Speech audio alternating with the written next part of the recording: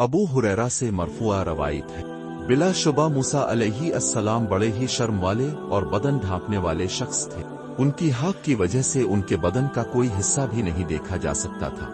बनी इसराइल में से चंद लोगों ने आपको तकलीफ पहुंचाई और उन्होंने कहा कि मूसा बदन छुपाने का एहतमाम सिर्फ इसलिए करते हैं कि उनके जिस्म में ऐब है, फल मुबर्रा खस्सीतीन बड़े हुए हैं या कोई और आफत है। तो अल्लाह ताला ने इरादा फरमाया कि हजरत मूसा को इस तोहमत से बुरी फरमाए जो उन्होंने लगाई है। एक दिन मूसा अलैहि अस्सलाम तन्हाई में अलहदा हुए और अपने कपड़ों को पत्थर पर रखा, फिर गुस्ल किया। जब फारिग हुए तो कपड़ों की तरफ गए ताकि उनको उठा, तो फिर अब के कपड़ों समेत भाग गया।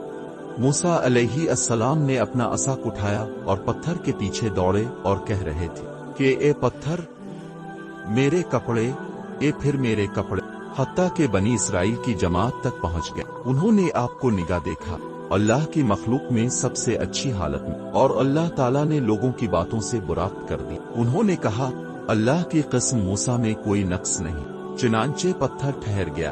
आपने अपने कपड़ों को उठाया और पहना और लाशी से पत्थर पर मारना शुरू कर दिया।